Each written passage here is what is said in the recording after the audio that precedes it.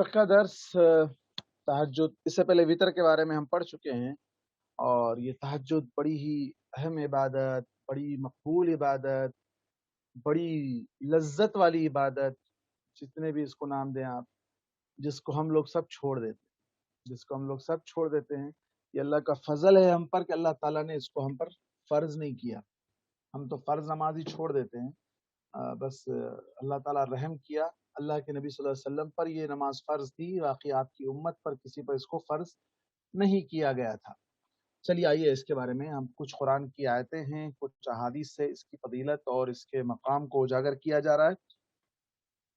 सबसे पहले अल्लाह के नबी सल्लल्लाहु अलैहि वसल्लम के ताल्लुक से हुक्म दिया गया, वमिनल लैली फतहज्जद बिही नाफिलतन लक असा अन यबअसक रब्बुक मकामन महमूदा। और रात को तहज्जुद पढ़ो।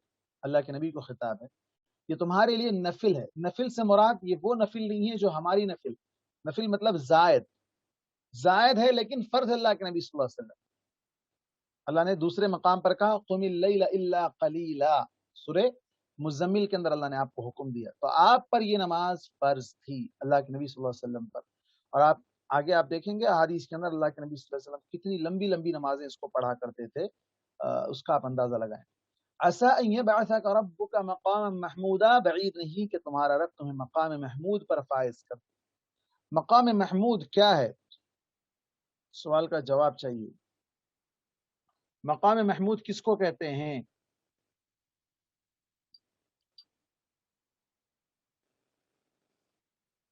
है कोई जवाब देने वाले? जहाँ हुज़ूर सल्लल्लाहु अलैहि वसल्लम शिफात करें। कौन? रैयान बोलिए। शिफात, कौन सी शिफात? क़यामत के दिन की। क़यामत के दिन किस तरह की शिफात करेंगे, किसके लिए करेंगे, उसको क्या कहा जाएगा?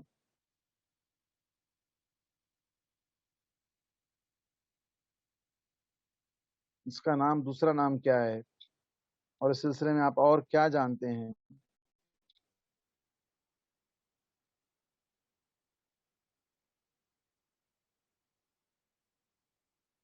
अल्लाह के हुक्म से आप सल्लल्लाहु अलैहि वसल्लम शिफात कराएंगे उम्मतियों की। हम्म ये वही है ना मौलाना, जो अल्लाह के रसूल सल्लल्लाहु अलैहि वसल्लम सजदे में जाएंगे और दुआ कर, मतलब जब तक अल्लाह ताला उठने की मतलब बोलेंगे नहीं, जब तक नहीं उठेंगे। हम्म आप जानते हैं अल्लाह के नबी सल्लल्लाहु अलैहि वसल्लम को ये खासियत, ये खुसूसियत अता होगी क़यामत के दिन कि सारे लोग मिलकर सबसे पहले अपने बाप आदम अलैहिस्सलाम के पास जाएंगे। आप हमारे बाप है, हम गुनहगार हैं, हमको बचा लो। वो बोलेंगे कि नहीं, मुझसे भी ये गलती सरजद हो गई थी, मैं भी अल्लाह तबारक व तआला की वजह से जो है अल्लाह तबारक व तआला ने मुझे जन्नत से निकाल दिया था। फिर उसके बाद नूह अलैहिस्सलाम के पास, इब्राहिम अलैहिस्सलाम के पास, मूसा अलैहिस्सलाम के पास, ईसा अलैहिस्सलाम के पास, सबके पास जाएंगे। सब लोग अपना अपना उज़्र पेश करेंगे, मेरे पास ये उज़्र है, मेरे पास ये है, फलां है, हम कैसे अल्लाह से बात करें, हम नहीं कर सकते। आप सब क्या कहेंगे? इज़हबू इला अब्दिन, जाओ ऐसे बंदे के पास जाओ, क़द गफ़र अल्लाहु लहू मा तक़द्दम मिन ज़ंबिही व मा तअख़्ख़र, उस बंदे के पास जाओ जिसके अगले पिछले सारे गुनाह माफ, यानी अल्लाह के नबी सल्लल्लाहु अलैहि वसल्लम। आप सल्लल्लाहु अलैहि वसल्लम के पास आएंगे लोग, तो आप सल्लल्लाहु अलैहि वसल्लम उस वक्त अपने रब के सामने सजदे में गिर जाएंगे। इतना लंबा सजदा करेंगे कि अल्लाह तबारक व तआला खुद कहेगा, या मोहम्मद इरफ़अ रासक वक़ुल युस्मा या तुशफ़ वशफ़अ तुशफ़्फ़ा वसल तुअता, इस तरह के अल्फाज मिलते हैं। यानी मोहम्मद सर उठाओ, मांगो क्या मांगना है, आज तुम्हारी मांग पूरी की जाएगी, तुम्हारी मुराद पूरी की जाएगी और तुम्हारी बात सुनी जाएगी। तुम सिफारिश करो, तुम्हारी सिफारिश को कबूल किया जाएगा, तुम्हारा रिकमेंडेशन एक्सेप्ट किया जाएगा। अल्लाह के नबी सल्लल्लाहु अलैहि वसल्लम की सिफारिश किन किन लोगों के लिए होंगी, ये एक तफसीली मौजू है। खास तौर पर अल्लाह के नबी सल्लल्लाहु अलैहि वसल्लम जन्नतियों को जन्नत में दाखिल करने, जब तक अल्लाह के नबी सल्लल्लाहु अलैहि वसल्लम जन्नत में दाखिल नहीं होंगे उस वक्त तक कोई जन्नत में जन्नती भी नहीं जाएगा, पहली चीज। और इसी तरह दूसरा जो सिफारिश होगी वो जो गुनहगार होंगे, جن کے دل میں رائی کے دانے کے برابر بھی ایمان ہوگا، ان کے حق میں اللہ کے نبی صلی اللہ علیہ وسلم سفارش کریں گے، ان کو بھی جہنم سے نکال کر جنت میں داخل کیا جائے گا۔ اور جہنم کا ہلکا عذاب آپ کے چچا ابو طالب کو دیا جائے گا، آپ کی سفارش کی وجہ سے آپ کو بہت ہی ہلکا عذاب صرف جوتے آگ کے پہنائے جائیں گے، جس کی وجہ سے ان کے سر میں دماغ کھولنے لگے گا۔ یہ تو مختصر میں آپ کے سامنے بتا رہا ہوں، آپ الگ سے اس ٹاپک پر اگر دیکھیں تو بہت سی چیزیں اس سلسلے میں آپ کو مل جائیں گی۔ اللہ کے نبی صلی اللہ علیہ وسلم کی سفارش تقریباً 10-12 اقسام ہیں، تفصیلی موضوع ہے وہ۔ اللہ کے نبی کی سفارش کے حقدار کون کون لوگ ہیں، کن کن لوگوں کی آپ سفارش کریں گے، اجمالی طور پر میں نے یہاں پر بتا دیا ہے۔ تو یہ مقام محمود ہے۔ آپ صلی اللہ علیہ وسلم نے کیا کہا؟ جو میرے لیے مقام محمود کے لیے دعا کرے گا، میری صفات اس کے لیے واجب ہو جائے۔ کہاں دعا کرنا ہے، کب دعا کرنا ہے وہ مقام محمود کی؟ اذان کے بعد کی دعا۔ شاباش، بارک اللہ فیک ونفع اللہ بک۔ کیا دعا ہے اذان کے بعد کی؟ اللهم رب هذه الدعوة التامة والصلاة القائمة آت محمدا الوسيلة والفضيلة والدرجة الرفيعة وابعثه مقاما محمودا الذي وأته يرفع شفاعته يوم القيامة إنك لا تخلف الميعاد۔ ارے بہت اضافہ کر دیا آپ، بہت زیادہ اضافہ کر دیا۔ اللهم رب هذه الدعوة التامة والصلاة القائمة آت محمدا الوسيلة والفضيلة وابعثه مقاما محمودا الذي وعدته۔ اتنی ہی دعا ہے، صحیح ہے حدیث سے جو ثابت۔ آپ بیچ میں بھی کچھ اضافہ کیے، آخر میں بھی کچھ اضافہ کیے، وہ اضافہ شامل نہیں ہے۔ یہ مقام محمود اللہ کے نبی صلی اللہ علیہ وسلم ہی کو عطا کیا جائے گا، آپ کے علاوہ کسی اور کو وہ مقام محمود نہیں دیا جائے گا۔ چلیے اس کے بعد آگے دوسری آیت کیا ہے؟ ان المتقین فی جنات وعیون آخذین ما آتاہم ربهم انہم كانوا قبل ذلك محسنین كانوا قلیلا من اللیل ما یہجعون وبالاسحار هم یستغفرون۔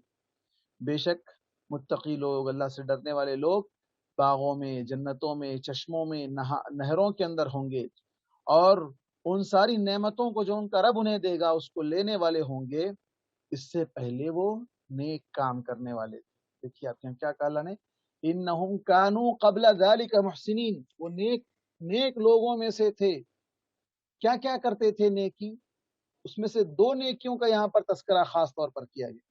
کانوا قلیلا من اللیل ما یہجعون، رات میں بہت کم سوتے تھے۔ اب ہم لوگ بولیں گے مولانا ہم لوگ بھی رات میں کم سوتے، نہیں، کم تو سوتے ہم، لیکن ہمارا جاگنا بیکار کا جاگنا، بے فائدہ، بے فیض، بلکہ لغو۔ آگے کیا کہہ رہا ہے؟ وبالاسحار هم یستغفرون، سحر کے وقت وہ اللہ سے اپنے گناہوں کی معافی مانگ رہے ہوتے ہیں۔ رات بھر جو کم سوتے ہیں اس کی وجہ کیا ہے؟ تہجد پڑھتے ہیں اور استغفار کرتے رہتے ہیں۔ اور اسی طرح کہا وعباد الرحمن الذین یمشون علی الارض ہونا وَإِذَا خَاطَبَهُمُ الْجَاهِلُونَ قَالُوا سَلَامًا وَالَّذِينَ يَبِيتُونَ لِرَبِّهِمْ سُجَّدًا وَقِيَامًا۔ یہاں پر آ گیا عباد الرحمن، اللہ کے وہ بندے جو زمین پر نرمی سے چلتے ہیں، تکبر، غرور، فخر، اکڑ نہیں۔ اور جب کوئی جاہل انہیں خطاب کرے، ان سے بات کرنا چاہے، لڑنا چاہے، جھگڑنا چاہے، تو سلام کر کے وہاں سے نکل جاتے ہیں۔ اور وہ لوگ ہیں جو اپنے رب کے حضور قیام اور سجدہ کرتے ہوئے رات بسر کرتے ہیں۔ رات پوری کس میں گزرتی ہے؟ واٹس ایپ پر، فیس بک پر، سوشل میڈیا پر، یوٹیوب پر، نیٹ فلکس پر، پرائم، امازون پرائم پر نہیں، سجدے میں اور رکوع، سجدے میں اور قیام میں، قرآن کی تلاوت میں گزرتے ہیں۔ ان کی راتیں ایسی گزرتی ہیں۔ اللہم اجعلنا منہم۔ اسی طرح ایک اور مقام پر کہا انما یؤمن بآیاتنا الذین اذا ذکروا بها خروا سجدا وسبحوا بحمد ربهم وهم لا يستكبرون تتجافى جنوبهم عن المضاجع يدعون ربهم خوفا وطمعا ومما رزقناهم ينفقون فلا تعلم نفس ما اخفي لهم من قرة اعین جزاء بما كانوا يعملون۔ ہماری آیتوں پر ایمان رکھتے ہیں، جب انہیں کوئی نصیحت کی جاتی ہے تو سجدہ کرتے ہوئے گر جاتے ہیں، اپنے رب کی پاکی بیان کرتے ہوئے اکڑتے نہیں ہیں، تکبر نہیں کرتے ہیں، اور ان کے پہلو، ان کی پیٹھ، ان کی کمریں بستروں سے الگ ہو جاتی ہیں اور اپنے رب سے یعنی اس کے دن اس کے عذاب سے ڈرتے ہوئے اس کی رحمت کی امید کرتے ہوئے اللہ سے دعائیں کرتے ہیں، اور جو رزق ہم نے انہیں دے رکھا ہے اس میں سے وہ انفاق خرچ بھی کرتے ہیں، اور کوئی نہیں جانتا فلا تعلم نفس ما اخفی لهم من قرۃ اعین، یعنی ان کی آنکھوں کو ٹھنڈک پہنچانے والی کتنی نعمتیں ان کے لیے چھپا رکھی ہیں کوئی نہیں جانتا۔ اللہ نے آنکھوں کو ٹھنڈک پہنچانے والی بہت سی نعمتیں اللہ نے چھپا رکھی ہیں، جزاء بما كانوا يعملون، ان کے اعمال کا بدلہ انہیں دیا جائے گا اس بدلے کے طور پر۔ تو وہ بہت سی چیزیں ابھی اللہ نے چھپا کر رکھی ہیں، دی نہیں ابھی، جب دے گا اللہ تعالیٰ پتہ چلے گا۔ کن کو دے گا؟ ان لوگوں کے لیے جو راتوں میں بستروں کو چھوڑ دیتے ہیں، بستر سے اٹھ کر نماز میں لگ جاتے ہیں، سجدہ، تسبیح، پاکی بیان کرتے ہوئے۔ اللہم اجعلنا منہ، اللہ ہمیں ان لوگوں میں شامل فرمائے۔ یہ 3-4 آیتیں تھی۔ اب اس کے بعد احادیث سے اس کی فضیلت دیکھتے ہیں۔ حضرت ابو ہریرہ رضی اللہ عنہ سے روایت ہے، نبی کریم صلی اللہ علیہ وسلم سے دریافت کیا گیا، پوچھا گیا فرض نماز کے بعد کون سی نماز سب سے بہتر ہے؟ فرض نماز کے بعد سب سے بہتر نماز کون سی ہے؟ تو آپ نے کہا آدمی کی رات کی نماز یعنی تہجد کی نماز۔ صحیح مسلم، ابو داؤد، ترمذی، نسائی، ابن ماجہ۔ اسی طرح ایک اور روایت حضرت ابو امامہ سے ہے کہ نبی کریم صلی اللہ علیہ وسلم نے فرمایا تم لوگوں کو چاہیے کہ رات کو قیام کرو، اس لیے کہ تم سے پہلے نیک بندوں کی عادت تھی تمہارا اپنے رب سے قربت حاصل کرنا، کہ راتوں میں اٹھنے سے اللہ تعالیٰ کی قربت، اللہ تعالیٰ کی نزدیکی حاصل ہوگی۔ یہ تمہارے برائیوں کو مٹانے والا عمل ہے، تمہیں گناہوں سے بچانے والا عمل ہے۔ حضرت مغیرہ رضی اللہ عنہ سے روایت ہے، نبی کریم صلی اللہ علیہ وسلم نے رات کو قیام فرمایا یہاں تک کہ آپ کے پاؤں پر ورم آ گئے، ورم مطلب سوجن آ گئی، سویلنگ آ گئی آپ کے پیروں پر۔ اتنا میں نے ابھی اوپر کہا تھا نا، آپ پر فرض تھی، آپ کس طرح اس کو ادا کرتے تھے؟ اتنی لمبی نماز پڑھتے، ٹھہر کر آپ کے پیروں پر سویلنگ آ جاتی تھی۔ صحابہ نے آپ سے پوچھا اللہ کے رسول صلی اللہ علیہ وسلم، آپ کے تو تمام اگلے پچھلے سارے گناہ معاف کر دیے گئے، پھر آپ ایسا کیوں کرتے ہیں؟ یعنی اتنا لمبا قیام کیوں کرتے ہیں کہ آپ کے پیروں پر ورم آ جاتا ہے؟ تو آپ نے کہا کیا میں اپنے پروردگار کا شکر گزار بندہ نہ بنوں؟ صحیح بخاری اور صحیح مسلم کی، نسائی کی روایت۔ اللہ کے نبی صلی اللہ علیہ وسلم شکرانے کے طور پر اتنی لمبی نماز پڑھ رہے ہیں، اور ہمارا کیا حال ہے؟ ہمیں اللہ تعالیٰ بلا رہا ہے، آؤ میں دوں گا، آؤ میں بخش دوں گا، ہم نہیں، ابھی ہم سونے جا رہے ہیں، اٹھیں گے 12 بجے اٹھیں گے، ہم نواب ہیں، ہم اٹھیں گے 12 بجے، برش کریں گے 1 بجے، پھر ناشتہ واشتہ ہوگا 2 بجے، پھر باہر نکلیں گے، تھوڑا ہوا کھائیں گے، پھر شام میں بیٹھیں گے۔ یہ آج ہماری حالت ہے۔ اللہ کے نبی صلی اللہ علیہ وسلم نے حضرت عبداللہ بن سلام رضی اللہ عنہ، جو کیا کہتے ہیں یہودی عالم تھے، مسلمان ہو گئے تھے، تو ان سے روایت ہے، اللہ کے رسول صلی اللہ علیہ وسلم افشوا السلام وصلوا الارحام وصلوا باللیل والناس نیام، سلام کو عام کرو، رشتوں کو جوڑو، اور اس وقت اٹھ کر نماز پڑھو، والناس نیام، جب سارے لوگ سو رہے ہوں، تدخلوا الجنت بسلام، جنت میں سلامتی کے ساتھ داخل ہو جاؤ گے۔ جنت میں جانا ہے تو یہ سارے کام ہم کو کرنے ہیں۔ آداب کیا ہیں؟ تہجد کے لیے کچھ آداب ہیں، اس کا خیال رکھیں گے تو اللہ تعالی ہمیں اس کی توفیق دے گا انشاءاللہ۔ سب سے پہلا، سوتے وقت تہجد کی نیت کے لیے اٹھنے کی نیت کرنا، تہجد کے لیے اٹھنے کی نیت کرنا۔ سوتے وقت ارے فجر میں کون اٹھ سکتے بھائی، الارم ہے تو بند کر دو، فون سائلنٹ کر کے سو جاؤ، کوئی فون بھی نہ کر سکے، ہاں نہیں۔ اگر انسان واقعی، یہ میرا تجربہ ہے، اپنا ذاتی تجربہ ہے، اور کئی لوگوں کا بھی اپنا تجربہ ہوگا، الارم کی بھی ضرورت نہیں۔ اگر آپ یہ سوچ کر سوئیں گے کہ آج میں 4 بجے رات کو اٹھوں گا، پکی نیت کر کے، ڈاواں ڈول نہیں، 50-50 نہیں، دیکھیں گے اٹھے تو اٹھیں گے، نہیں تو نہیں، ایسا نہیں، فکس۔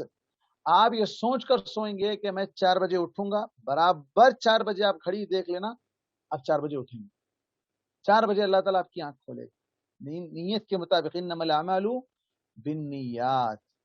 حضرت ابو درداء رضی اللہ عنہ سے روایت ہے، نبی کریم صلی اللہ علیہ وسلم نے فرمایا جو شخص یہ نیت کر کے سویا کہ رات کو اٹھ کر نماز پڑھے گا، پھر وہ سوتا ہی رہ گیا، نیت کرا، اٹھنا چاہا، اٹھ نہ پایا، یہاں تک کہ صبح ہو گئی، تو اللہ تعالیٰ نیت کے مطابق اجر لکھ دے، اس کے نام اعمال میں وہی لکھ دیا گیا جس کی اس نے نیت کی تھی، اور اللہ تعالیٰ نے اس پر نیند کا صدقہ کیا۔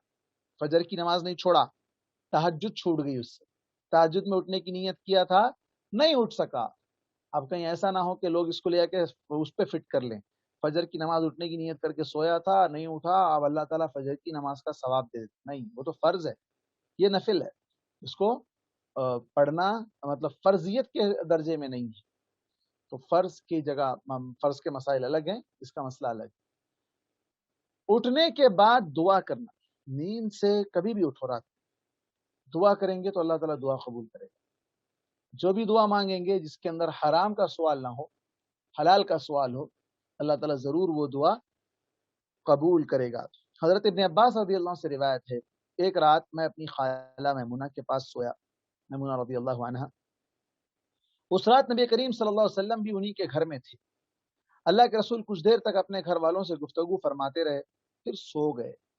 جب تہائی رات باقی رہ گئی، مطلب 1/3 رات کے 2 حصے گزر گئے، 1/3 حصہ رات کا باقی رہ گیا، تو آپ اٹھے. آپ صلی اللہ علیہ وسلم نے آسمان کی طرف دیکھا اور قرآن پاک کی یہ آیتیں تلاوت فرمائی، ان فی خلق السماوات والارض واختلاف اللیل والنہار، پوری آخری آیت تک. اس کے بعد ایک دوسری روایت میں کہ آپ صلی اللہ علیہ وسلم اٹھنے کے بعد مسواک کی اور وضو کرتے وقت یہ آیت تلاوت فرمائی. ایک اور روایت میں بھی ہے کہ آدمی رات کو اٹھ کر کروٹ بدلتے وقت نیند میں بھی اگر دعا مانگے تو تب بھی دعا قبول ہوتی ہے. اگر وضو کر کے سو جائے، باوضو سو جائے اور اٹھ کر جو دعا مانگے وہ دعا قبول ہوگی. اسی طرح ایک اور روایت حضرت ابن عباس ہی سے ہے کہ نبی کریم صلی اللہ علیہ وسلم رات کو تہجد پڑھنے کے لیے بیدار ہوتے تو یہ دعا پڑھتے، اللہم لک الحمد انت نور السماوات والارض ومن فيهن ولك الحمد انت قيم السماوات والارض ومن فيهن ولك الحمد انت الحق ووعدك الحق ولقاؤك حق والجنة حق والنار حق والنبيون حق ومحمد حق والساعة حق. اللهم لك أسلمت وبك آمنت وعليك توكلت وإليك أنبت وبك خاصمت وإليك حاكمت فاغفر لي ما قدمت وما أخرت وما أسررت وما أعلنت أنت الله لا إله إلا أنت. صحیح بخاری سے مسلم کی روایت ہے، اللہ تیرے ہی لیے حمد ہے، تو آسمانوں اور زمین کا نور ہے اور ان سب کا بھی جو ان میں بستے ہیں. تیرے ہی لیے حمد ہے، تو ہی زمین و آسمان کو اور ان کے اندر رہنے والوں کو قائم رکھنے والا ہے. تیرے ہی لیے حمد ہے، تو ہی حق ہے، تیرا وعدہ حق ہے، تیری ملاقات یقینی ہے، حق ہے، جنت یقینی ہے، آگ یقینی ہے، اور انبیاء اکرام حقیقت ہیں اور محمد بھی حق ہیں. یعنی اللہ کے نبی آپ خود اپنے آپ کے بارے میں کہتے ہیں کہ مجھے اللہ نے حقیقی طور پر رسول بنا کر بھیجا. قیامت کا آنا بھی حق ہے، یقینی ہے. اللہ میں نے تیرے لیے اپنے آپ کو یکسو کر لیا، تیری طرف متوجہ کر دیا، تیرے ہی اوپر ایمان لایا اور تیرے ہی اوپر میں نے بھروسہ کیا. میں تیری ہی طرف متوجہ ہوا، میں تیرے ہی سہارے بحث کرتا ہوں، میں تیرے ہی سہارے تیری ہی طرف اپنا مقدمہ لاتا ہوں. لہٰذا تو میرے ان تمام گناہوں کو معاف فرما جو میں نے پہلے یا بعد میں چھپ کر یا علانیہ کیے ہوں. تو ہی اللہ ہے، تیرے سوا کوئی معبود. یہ دعا. اسی طرح ایک اور دعا مشہور دعا ہے،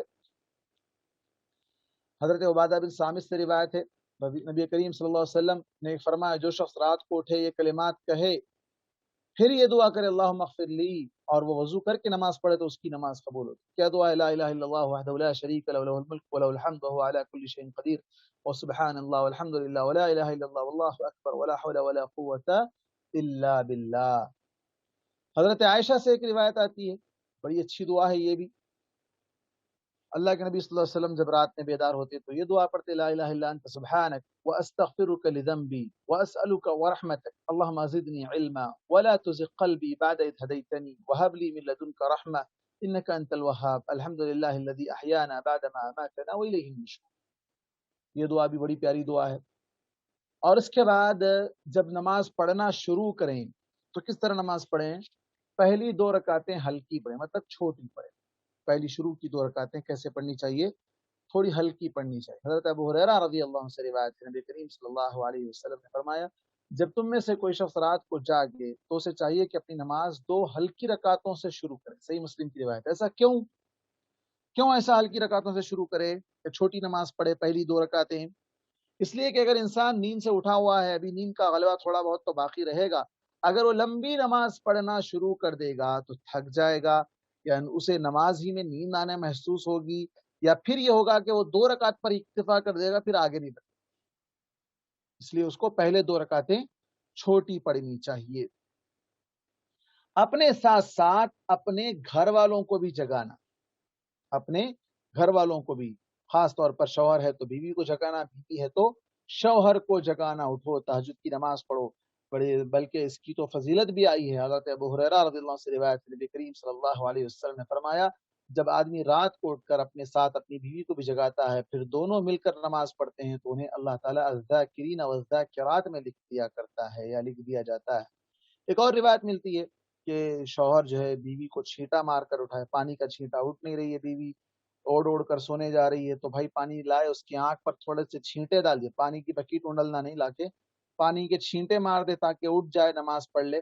پھر اسی طرح اگر شوہر سو رہا ہے تو بیوی بھی پیار و محبت سے پانی کے تھوڑے چھینٹے دے اور اٹھو چلو نماز پڑھتے ہیں، رب سے دعا مانگتے ہیں، اولاد نہیں ہے اولاد ہو جائے گی، مال نہیں ہے مال مل جائے گا، ہم گنہگار ہیں اللہ تعالیٰ ہمارے گناہوں کو معاف کرے گا، گھر نہیں اللہ تعالیٰ گھر کا انتظام کر دے گا، جو جو بھی مانگنا ہے چلو ہم دونوں مل کر مانگتے ہیں اللہ تعالیٰ سے، اللہ دینے والا ہے۔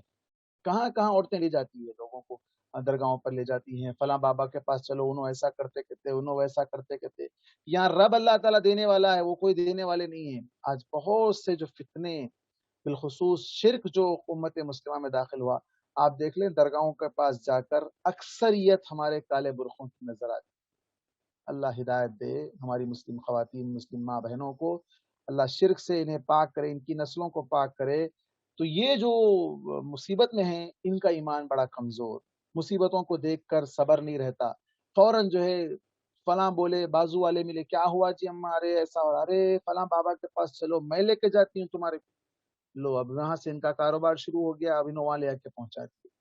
کتنے ایسے ہیں اور کتنے ایسے خطرناک واقعات بھی ہمارے سامنے آتے ہیں، اچھے تھے، پرہیزگار تھے، ایسی عورتوں کی باتوں میں آ کر چلے گئے، وہاں جانے کے بعد ان کے ساتھ برا ہوا، گناہ بھی ہوا، زنا بھی ہوا، بہت کچھ ہوا، عزتیں لٹ گئی، ایمان بھی گیا، دنیا بھی گئی، عزت بھی گئی، سب چلا گیا، اب واپس آنا چاہ رہے ہیں پریشان۔ کئی ایسی خواتین کے مسائل ہیں، اللہ ہدایت دے ایسے عورتوں کو جو دوسروں کو گمراہ کرتی ہیں، اس کے مقابلے میں رب دینے کے لیے تیار ہیں، رب سے مانگو، رب سے جڑو۔ اور عورتوں کا ایمان خاص طور پر اپنی اولاد کے لیے، چونکہ وہ پہلا مدرسہ ہے، ایمان مضبوط ہونا چاہیے، رب پر بھروسہ ہونا چاہیے، ہر چیز میں اللہ کی طرف رجوع کرنے کا شوق ہونا چاہیے، بلکہ ایمان بھی وہی ہے، ایمان کا تقاضا بھی وہی ہے۔ لیکن افسوس یہ ہے کہ آج ہمارے پاس یہ ساری چیزیں آہستہ آہستہ ختم ہوتی جا رہی ہیں۔ ہمارے پاس تو ہماری خواتین تہجد میں اٹھنا تو دور کی بات ہے، آج کل جو نئی نسل ہے وہ سو رہی ہیں فجر سے پہلے یا فجر کے بعد تقریباً سو رہے ہیں، تو ایسی حالت میں وہ کب اٹھیں گے، کب نماز پڑھیں گے، کب کیا کریں گے، پھر کیسے ان کے گھر کے سارے مسائل ختم ہوں گے، کیسے لڑائی جھگڑے ختم ہوں گے، کیسے اختلافات ختم ہوں گے، کیسے یہ طلاق کے مسئلے ختم ہوں گے، کیسے یہ خلا کے مسئلے ختم ہوں گے۔ رب سے مانگیں گے، رب دلوں میں محبت ڈالنے والا ہے۔ رب العالمین اللہم الف بین قلوبنا واصلح ذات بیننا وہدنا سبل السلام ونجنا من الظلمات الى النور۔ بہت مسائل ہیں امت کے اندر، بہت مسائل ہیں، کس جہاں جیسے کہتے ہیں کہ جسم کا ایسا کون سا حصہ ہے جو زخموں سے چور نہ ہو، زخموں سے چور نہ ہو، جہاں آپ ہاتھ رکھو آپ کو زخم ہی زخم ملیں گے۔ ایسے میں ہمیں یہ ہماری زخم کی مرہم پٹی کرنے کے لیے اللہ تعالیٰ تیار ہے، لیکن ہم اس کی طرف رجوع نہیں ہو رہے ہیں۔ جب نیند کا غلبہ ہو تو نماز ختم کر کے سو جانا چاہیے۔ اگر نیند آ رہی زیادہ تو کیا کرنا، نہیں آج میں پڑھ کے رہوں گا، آج پورے اتنے پارے پڑھوں گا، اتنے سورے پڑھوں گا، اتنی لمبی نماز پڑھوں گا، نہیں، یہ تو فکس نہیں ہے آپ کے اوپر، اللہ نے فرض نہیں کیا، آپ اڑ گئے ہیں، مانگ رہے ہیں اللہ سے، پھر بھی نیند آ رہی ہے تو کیا کرنا چاہیے۔ حضرت عائشہ رضی اللہ عنہا سے روایت ہے، نبی کریم صلی اللہ علیہ وسلم نے فرمایا جب تم میں سے کوئی شخص رات کو اٹھے اور قرآن اس سے صحیح نہ پڑھا جا رہا ہو، مطلب نیند میں ہو سکتا ہے اٹک اٹک کر پڑھ رہے ہیں یا ادھر ادھر چلا جا رہا ہے، الفاظ کے اندر تبدیلی آ جا رہی ہے اور وہ یہ نہیں جانتا کہ وہ کیا کہہ رہا ہے، تو اسے سو جانا چاہیے۔ بسا اوقات ایسا ہوتا ہے کہ نیند میں انسان کیا بات کر رہا ہے اس کو خود احساس، پھر تھوڑی دیر کے بعد اگر نیند سے بیدار ہوا، ارے میں کیا بول رہا تھا بھائی، نیند میں تھا بھائی۔ تو یہ جو صورتحال ہوتی ہے اس ٹائم پر دعا بھی نہیں مانگنی چاہیے۔ کیوں؟ اس لیے کہ ہو سکتا ہے کہ وہ اپنے حق میں دعا کرنا چاہتا ہو یا کرنے جا رہا ہو، لیکن اس کی زبان سے بد دعائیہ کلمات نکل جا رہے ہیں، تو اس لیے نیند کے غلبے کے وقت اس کو نیند میں اس کا یہ مطلب نہیں ہے کہ فرض نماز چھوڑ دے، فجر کی نیند کا غلبہ بھی ہو تو وضو بنا کے آ کے اس کو فجر کی نماز پڑھنا ہی ہے، رات میں جلدی سونا ہے، فجر میں اٹھنا ہی ہے۔ حضرت انس رضی اللہ عنہ سے روایت ہے نبی کریم صلی اللہ علیہ وسلم مسجد تشریف لائے تو دیکھا کہ دو ستونوں کے درمیان رسی بندھی ہوئی ہے. آپ نے پوچھا یہ کیا ہے؟ صحابہ نے کہا یہ زینب رضی اللہ عنہا کی رسی ہے. مسجد کے اندر آ کر نماز پڑھ رہی ہیں. کون سی؟ تہجد کی. تو وہ نماز پڑھنے میں جب سستی محسوس کرتی ہیں یا اکتا جاتی ہیں تو اسے پکڑ لیتی ہے. آپ نے فرمایا اسے کھول دو. تم میں سے ہر شخص اس وقت تک نماز پڑھے جب تک وہ اپنے اندر چستی پاتا ہو، مطلب ایکٹیو ہے تو پڑھو. جب وہ سستی محسوس کرے یا اکتا جائے تو اسے چاہیے کہ وہ سو جائے. صحیح بخاری اور صحیح مسلم کی یہ روایت ہے. حتی المقدور تہجد کی نماز پر پابندی کرنا چاہیے. ایک بار آج حدیث سن لی اب کل پڑھ کے رہوں گا، پرسوں کا چھوڑ جان دو، کل ایک دن پڑھ لیے تو حق ادا ہو جاتا. نہیں، پابندی کرو. 2 رکعت پڑھو لیکن روز پڑھو. 4 رکعت پڑھو مگر روز پڑھو. ایک ہی دن میں 11 پڑھ لیے دوسرے دن گول نہیں. حضرت عائشہ رضی اللہ عنہ سے روایت ہے نبی کریم صلی اللہ علیہ وسلم نے فرمایا تم اتنا ہی عمل کرو جتنے کی تم اپنے اندر طاقت پاتے ہو. اللہ کی قسم اللہ تعالیٰ اس وقت تک نہیں اکتا جاتا جب تک کہ تم خود اکتا نہ جاؤ. مطلب اللہ تعالیٰ کو بیزار کی نہیں آتی، تم بیزار ہو جاؤ گے عبادت کرنے سے. تو عبادت اتنی کرو. بعض لوگ اپنے آپ پر لاد لیتے اتنے رکعت پڑھوں گا، فلاں رکعت، فلاں پارے، فلاں سورے، فلاں وظیفہ، اتنے بار پڑھو، 1000 بار پڑھو، 1 لاکھ بار پڑھو، 2 لاکھ بار پڑھو. ارے ارے ارے اتنے وظیفے بنا رکھے ہمارے میڈ ان انڈیا اور پاکستان والے کہ پوچھو مت. اپنے طور پر سچے دل سے ایک بار بھی دعا کرو، اللہ تعالیٰ دعا قبول کرنے والا ہے. یہ اللہ تعالیٰ کو گنتی نہیں چاہیے، کوانٹٹی نہیں چاہیے. اللہ تعالیٰ کو کیا چاہیے؟ کوالٹی چاہیے. اللہ کو کوالٹی چاہیے. اسی طرح میں جو کہہ رہا تھا کہ ایک مرتبہ پڑھو چھوڑ دو نہیں. ایک مرتبہ ایک شخص جا رہا تھا، آپ صلی اللہ علیہ وسلم نے کہا یا عبداللہ لا تکن مثل فلان، عبداللہ تم فلاں آدمی کی طرح نہ ہو جائے. فإنه كان يقوم من الليل، وہ راتوں میں اٹھ کر نماز پڑھتا تھا، بعد میں اس نے چھوڑ دیا. تو چھوڑ پکڑ نہیں ہونی چاہیے، پابندی ہونی چاہیے. دیکھیے آ گئی وہ حدیث بھی آ گئی یہاں پر. حضرت عبداللہ بن عمر ہی سے روایت ہے عبداللہ تم اس شخص کی مانند نہ ہو جاؤ جو رات کو نماز پڑھا کرتا تھا پھر اس نے نماز چھوڑ دی. صحیح بخاری سے مسلم کی روایت ہے. اور اس سے پہلے ایک حدیث حضرت عائشہ رضی اللہ عنہا کی، نبی کریم صلی اللہ علیہ وسلم سے پوچھا گیا کہ اللہ تعالیٰ کے نزدیک سب سے پیارا عمل کون سا ہے؟ تو فرمایا وہ عمل جس پر پابندی کی جائے، کنٹینیو کیا جائے، اگرچہ وہ مقدار میں کم ہی ہو، کوانٹٹی کم ہو لیکن کنٹینیو ہو اور کوالٹی ہو. تو اللہ تعالیٰ کو وہ عمل بہت زیادہ پسند ہے. وقت کیا ہے؟ کب اٹھ کر پڑھنا چاہیے تہجد کی نماز؟ تہجد کی نماز کا کوئی وقت متعین فکس نہیں ہے. عشاء کی نماز کے بعد سے لے کر طلوع فجر تک، یعنی فجر کی نماز تک بھی یہ نماز پڑھی جا سکتی ہے. حضرت انس رضی اللہ عنہ فرماتے ہیں ہم رات کے جس حصے میں چاہتے نبی کریم صلی اللہ علیہ وسلم کو نماز پڑھتے دیکھ لیتے. ہم جب چاہتے آپ کو نماز میں کھڑے دیکھ لیتے. آپ صلی اللہ علیہ وسلم مہینے میں روزہ رکھتے، یہاں تک کہ ہم کہتے کہ اب اس مہینے کا کوئی دن بغیر روزہ کے نہ رہیں گے. پھر آپ روزہ چھوڑ دیتے تو ہم کہتے کہ اب آپ صلی اللہ علیہ وسلم اس مہینے میں کوئی روزہ نہیں رکھیں گے. صحیح بخاری کی روایت ہے. تو معلوم ہوا کہ آپ صلی اللہ علیہ وسلم اس کا وقت آپ نے کچھ مقرر نہیں کیا. جب بھی آپ کو دیکھتے کبھی رات کے شروع کے حصے میں آپ نماز پڑھ رہے ہیں، کبھی درمیان میں آپ نماز پڑھ رہے ہیں، کبھی رات کے آخری حصے میں نماز پڑھ رہے ہیں. لیکن رات کا آخری حصہ افضل ہے. افضلیت کی اگر بات کی جائے تو جیسے آگے آ رہا ہے حضرت ابن حجر رحمہ اللہ فرماتے ہیں نبی کریم صلی اللہ علیہ وسلم کے تہجد کا کوئی معین وقت تو نہیں تھا. اپنی آسانی کے لحاظ سے جب آپ نماز پڑھنا چاہتے پڑھ لیتے، یہ تو واضح. لیکن افضل یہ ہے کہ یہ تہجد کی نماز رات کے آخری تہائی حصے میں پڑھی جائے. آخری تہائی مطلب کیا ہے؟ رات سمجھو 12 گھنٹے کی ہے، رات سمجھو 12 گھنٹے کی ہے تو اس کو 3 حصوں میں ڈیوائڈ کرنا چاہیے، 4 گھنٹے. تو شروع کے 8 گھنٹے نکال کے لاسٹ کے جو 4 گھنٹے بچے ہوئے ان 4 گھنٹوں میں کبھی بھی اٹھ کر نماز پڑھنا افضل ہے. حضرت ابو ہریرہ رضی اللہ عنہ سے روایت ہے نبی کریم صلی اللہ علیہ وسلم نے فرمایا جب رات کا تہائی حصہ باقی رہ جاتا ہے تو ہمارا بزرگ و برتر پروردگار پہلے آسمان پر اتر آتا ہے اور فرماتا ہے کوئی میرے حضور دعا کرنے والا ہے کہ میں اس کی دعا کو قبول کر لوں، ہے کوئی سوال کرنے والا کہ میں اس کا سوال پورا کروں، ہے کوئی بخشش چاہنے والا کہ میں اسے بخش دوں. صحیح بخاری، صحیح مسلم، ابو داؤد، ترمذی، نسائی، ابن ماجہ. تو اس سے معلوم ہوا کہ یہ وقت اللہ تعالیٰ کے قرب کا ہے، اللہ تعالیٰ سے قرب حاصل کیا جا سکتا ہے، دعائیں قبول ہونے کا وقت ہے. تو اس وقت میں اگر تہجد پڑھی جائے تو زیادہ افضل ہے۔ حضرت عبداللہ بن عمر رضی اللہ عنہ سے روایت ہے، نبی کریم صلی اللہ علیہ وسلم نے فرمایا میرے نزدیک سب سے محبوب روزہ داؤد کا روزہ ہے، داؤد علیہ السلام کا روزہ ہے۔ داؤد علیہ السلام کیسا روزہ رکھتے تھے؟ کنٹینیو روزہ رکھتے تھے۔ اور میرے نزدیک سب سے محبوب نماز داؤد کی نماز ہے۔ داؤد نصف رات سوتے تھے اور تہائی رات نماز پڑھتے تھے، اور پھر رات کا چھٹا حصہ سوتے، یعنی رات کو 6 حصوں میں ڈیوائڈ کرتے، آدھی رات سو جاتے، پھر 2 حصے نماز پڑھتے، پھر ایک حصہ سو جاتے۔ اسی طرح وہ ایک دن روزہ رکھتے اور ایک دن روزہ نہ رکھتے۔ صوم وصال جو کنٹینیو روزہ ہے، داؤد علیہ السلام کا روزہ کون سا ہے؟ ایک دن روزہ رکھنا، ایک دن چھوڑنا۔ آپ صلی اللہ علیہ وسلم کو یہ محبوب تھا، پسندیدہ تھا۔ تعداد رکعت، کتنی رکعت نماز پڑھنی چاہیے؟ تہجد کی نماز کی رکعتوں کی کم یا زیادہ کوئی تعداد متعین نہیں، لیکن ہم جانتے ہیں صحیح بخاری اور صحیح مسلم کی وہ روایت جو حضرت عائشہ رضی اللہ عنہا کی ہے، غالباً آگے آ رہی ہوگی۔ اللہ کے نبی صلی اللہ علیہ وسلم رمضان اور غیر رمضان میں 11 رکعت سے بڑھ کر نہیں پڑھتے تھے۔ حضرت ابن عباس رضی اللہ عنہ سے روایت ہے، نبی کریم صلی اللہ علیہ وسلم نے ہمیں رات کی نماز کا حکم دیا اور اس کی ترغیب دیتے ہوئے ہمیں فرمایا تمہیں چاہیے کہ رات کی نماز پڑھو، خواہ ایک ہی رکعت، یعنی وتر کی نماز۔ ایک رکعت کیا ہے؟ وتر۔ حضرت سمورہ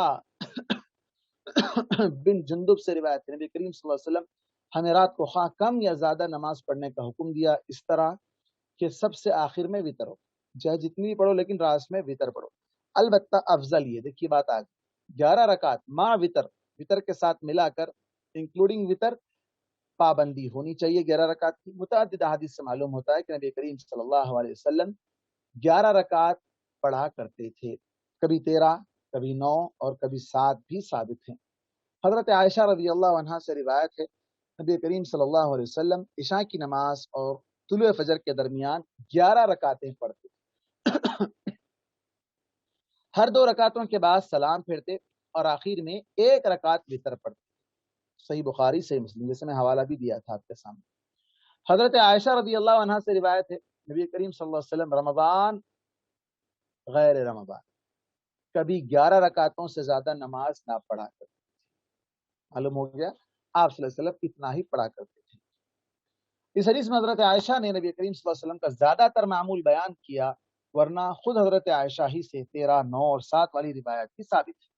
13 سے کیا مراد ہے؟ اس سے پہلے وتر کے اندر یہ بات گزری ہے، وتر کی نماز کو 3 کی جگہ 5 رکعت پڑھ لیتے تو 13 رکعت ہوا کرتی تھی۔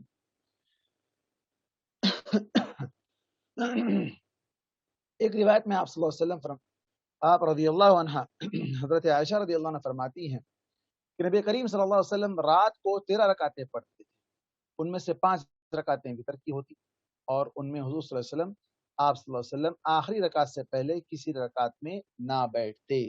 صحیح بخاری اور صحیح مسلم۔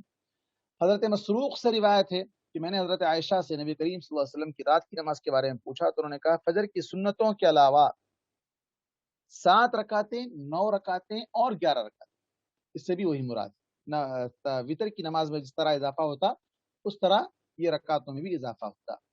تہجد کی نماز میں 7 سے کم رکعتیں نبی کریم صلی اللہ علیہ وسلم سے ثابت نہیں۔ 7 سے مراد کیا ہوا؟ اگر اس میں 4 رکعت تہجد کی پکڑ لیں، 3 رکعت وتر ہو جائیں گی، یا پھر 6 رکعت تہجد کی پکڑ لیں تو پھر 1 رکعت وتر ہو جائے گی۔ افضل یہ ہے کہ رات کی نماز 2 رکعتیں کر کے پڑھی جائے۔ زیادہ تر احادیث سے یہی معلوم ہوتا ہے کہ نبی کریم صلی اللہ علیہ وسلم رات کی نماز میں ہر 2 رکعتوں کے بعد سلام پھیرا کرتے تھے، جیسا کہ حضرت عائشہ کی اوپر والی حدیث سے یہ بات گزری ہے۔ حضرت ابن عمر رضی اللہ عنہ سے روایت ہے، ایک آدمی کھڑا ہوا اور اس نے نبی کریم صلی اللہ علیہ وسلم سے پوچھا رات کی نماز کیسے ہے؟ تو آپ نے جواب دیا رات کی نماز 2 رکعتیں ہیں، جب تمہیں صبح کا اندیشہ ہو تو 1 رکعت پڑھ لو، یعنی آخری حصے میں نماز پڑھ رہے ہو، اب لگ رہا ہے کہ صبح ہو جا رہی ہے تو پھر آخر میں 1 رکعت وتر ادا کر لو۔ بعض دوسری رکعت میں 4 رکعتیں بھی نبی کریم صلی اللہ علیہ وسلم سے ثابت ہے، لیکن یہ 4 رکعتیں جو ثابت ہونے کی بات یہاں صاحب کتاب لکھ رہے ہیں، یہ 4 رکعتیں آپ صلی اللہ علیہ وسلم کی کیفیت کو بیان کرنے کے لیے، نہ کہ آپ صلی اللہ علیہ وسلم اس 4 رکعت کو ایک سلام سے پڑھا کرتے۔ یہ بات واضح ہونی چاہیے۔ اللہ کے نبی صلی اللہ علیہ وسلم رمضان اور غیر رمضان میں 11 रकातों से ज्यादा ना पढ़ा करते थे। पहले आप 4 रकातें पढ़ते जो निहायत उम्दा और लंबी होती, फिर आप 4 रकातें पढ़ते जो निहायत उम्दा और लंबी होती। कैफियत बताने के लिए यहाँ पर 4-4 रकातों की तफसील की गई, वरना ऐसा नहीं है कि आप सल्लल्लाहु अलैहि वसल्लम वहां पर जो है 4 रकातों को एक सलाम से पढ़ा करते थे, ऐसा नहीं। 2-2 रकात ही करके आप सलाम फेर देते थे, फिर 2 रकात पढ़ा करते थे, फिर आप 3 रकातें आखिर में वितर की पढ़ते थे। सही बुखारी और सही मुस्लिम की ये रिवायत है। चलिए थोड़ा सा है बाकी पढ़ लेते हैं। क़िराअत कैसी होनी चाहिए? रात की नमाज में क़िराअत जहरन यानी बुलंद आवाज से भी पढ़ सकते हैं और सिर्रन पस्त आवाज से भी, लेकिन अफजल ये है कि आवाज दरमियानी हो सकता है कोई सो रहे हो तो उनकी नींद में खलल ना हो। जैसा कि हजरत आयशा से रिवायत है कि नबी करीम सल्लल्लाहु अलैहि वसल्लम रात के वक्त की क़िराअत कैसे हुआ करती थी, जब आपसे पूछा गया तो आपने कहा आपकी क़िराअत सब की तरह होती, मतलब कभी आपकी आवाज बुलंद होती, कभी पस्त। हजरत अबू कतादा रज़ी अल्लाह अन्हु से रिवायत है, नबी करीम सल्लल्लाहु अलैहि वसल्लम हजरत अबू बकर से फरमाया आपके पास से गुजरा, देखा आप पस्त आवाज से कुरान पढ़ रहे हैं, मतलब आवाज को कम करके पढ़ रहे हैं। हजरत अबू बकर ने जवाब दिया जिस जात से मैं सरगोशी कर रहा था उसे मैंने सुना दिया, यानी मैं अल्लाह से कान में बात कर रहा था। गोया आपने फरमाया अपनी आवाज को कदरे बुलंद की, थोड़ा सा बढ़ाई। फिर हजरत आप सल्लल्लाहु अलैहि वसल्लम हजरत उमर से फरमाया मैं आपके पास से गुजरा, देखा आप बुलंद आवाज से कुरान पढ़ रहे थे। हजरत उमर ने जवाब दिया मैं ऊँगते को जगाता हूँ, मतलब अगर कोई सो रहा तो मेरी आवाज सुनकर जो ऊँग रहा है उठ जाए, और शैतान को भगाता हूँ। तो आप सल्लल्लाहु अलैहि वसल्लम फरमाया अपनी आवाज को कदरे पस्त की, थोड़ा सा आवाज कम की। और आपको मालूम है हजरत उमर और हजरत अबू बकर दोनों का जो क्या कहते हैं मुआजना अगर किया जाए तो हजरत उमर जलाली किस्म के आदमी थे, आवाज बुलंद थी, गुस्सा बहुत ज्यादा था। हजरत अबू बकर नरम मिजाज थे। हजरत इब्ने अब्बास रज़ी अल्लाह अन्हु से रिवायत है नबी करीम सल्लल्लाहु अलैहि वसल्लम की आवाज इतनी होती कि जब आप घर में नमाज पढ़ रहे होते तो कमरे वाले सुन सकते। मतलब यहाँ पर रियाकारी भी नहीं होनी चाहिए कि किसी को बताने के लिए जोर जोर से आप पढ़ रहे हो, बस ये हो कि अल्लाह ताला सुन रहा हो। अल्लाह ने कहा वदऊहु खौफन व तमा उदऊ रब्बकुम तज़र्रुअन व खुफिया, एक और मकाम पर अल्लाह ने कहा अपने रब को गिड़गिड़ाकर, छुप छुप कर, कम आवाज से, आहिस्तगी के साथ पुकारो। दुआ मांगते वक्त खास तौर पर लोग हाथें उठाकर जोर जोर से दुआ मांगते नहीं, दुआ अल्लाह ताला सुनता है।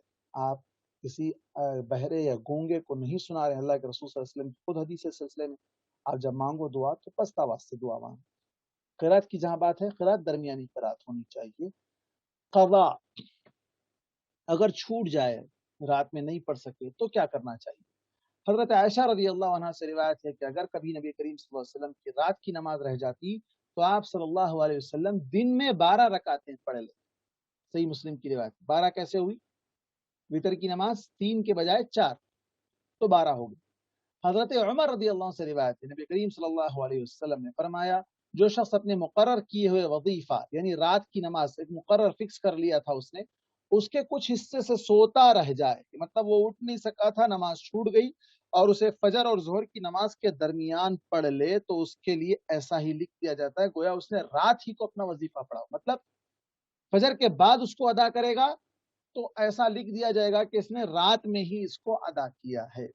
क़ज़ा भी अदा में शुमार की जाएगी। अगर वो पाबंदी से पढ़ने वाला था, कभी कभी छूट गई तो उठकर अगर उस टाइम पर पढ़ लेता है। ऐसा नहीं कि अब मैं तहज्जुद पढ़ रहा हूँ, अगर कोई जो है ना सुबह 9 बजे नमाज पढ़ रहा, भाई आप कौन सी नमाज पढ़ रहा हूँ? मैं तहज्जुद पढ़ रहा हूँ। कभी कभार चलेगा, लेकिन उसको हमेशा के लिए मामूल और आदत नहीं बनानी चाहिए। वल्लाहु आलम बिस्सवाब। वक्त तो मेरा हो गया, लेकिन अगर कोई सवाल हो तो सवाल कर सकते हैं 5 मिनट के अंदर।